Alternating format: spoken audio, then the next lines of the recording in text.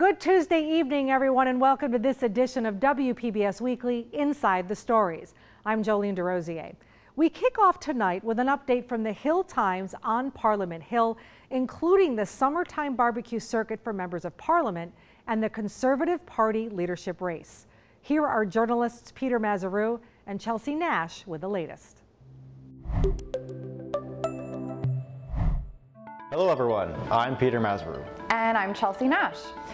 Today we're going to be talking to you a little bit about what's happening with Canada's public service, in government, and with our federal politicians.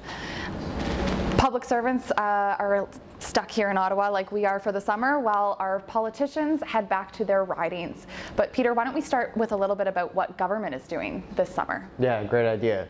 Well, it's going to be busy. The federal government is going to be implementing legislation, finalizing regulations, and conducting public consultations this summer on everything from diamond mining to immigration targets.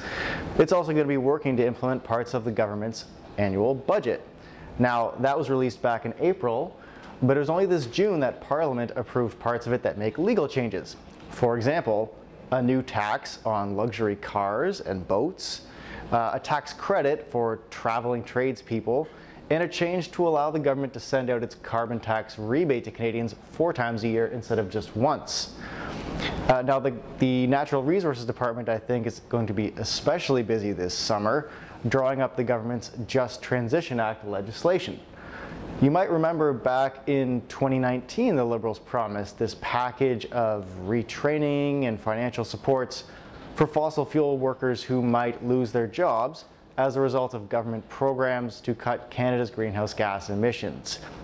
But it's been 3 years and we still haven't seen it.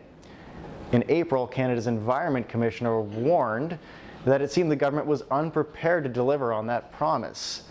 But we know that the department has been conducting public consultations on this, and if they want to get it ready for Parliament's return in the fall, they're going to have some work to do. Absolutely. And Natural Resources is not the only department that's staying busy this summer. The Department of Defence as well as Procurement Canada are both in multiple contract negotiations to rearm certain aspects of Canada's military. That includes contract talks happening right now with Lockheed Martin to acquire some of their F-35 jets. The F-35s have been chosen over the Swedish-made Saab Gripens because they are stealthy. They're stealthy aircraft, and they also are great for interoperability with our American neighbors. That's important for bilateral military operations as well as the future of organizations like NORAD. So looking to see where those contract talks go. The government is also in talks with Chantier Davy to build some new icebreakers for Canada's Coast Guard. The icebreakers and the fighter jets are both in states of a little bit of disrepair, actually, and Canada is overdue in getting some new equipment there. So those talks will be expected to wrap up hopefully this summer. Yeah. And now MPs, of course, they're not going to be putting their feet up until the fall. The summertime is a really important chance for them to reconnect with their constituents, the people who are going to be voting in their riding in the next election.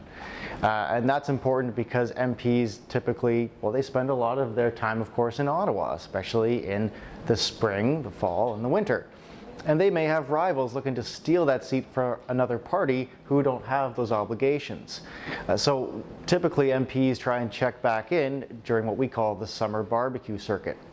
This is pretty much what it sounds like. A series of events held throughout the summer, usually involving a grill or flipping some pancakes. These might be put on by the MP's Riding Association, by a local party supporter. They might sort of piggyback onto an event held by a church or a mosque, or set up a booth at a country fair. This is really important to build that name recognition that gives MPs that incumbent's edge, and they do that by shaking hands and kissing babies.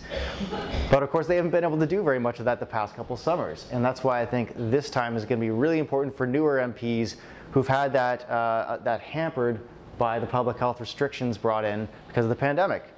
those have mostly been loosened. Yeah, and that's very welcome news for the folks who are running for the leadership of the Conservative Party of Canada. That race is scheduled to finalize on September 10th, so we're very much anticipating those results.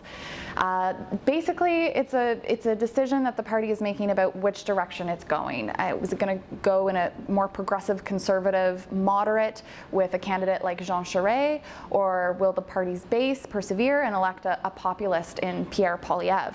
So lots to see there. Basically, the party memberships have already wrapped up. They've already wrapped up signing up new members, and the party has now a total of 600,000 new members. So that's a lot of people that the candidates now are trying to convince to put their name on top of the ranked ballots.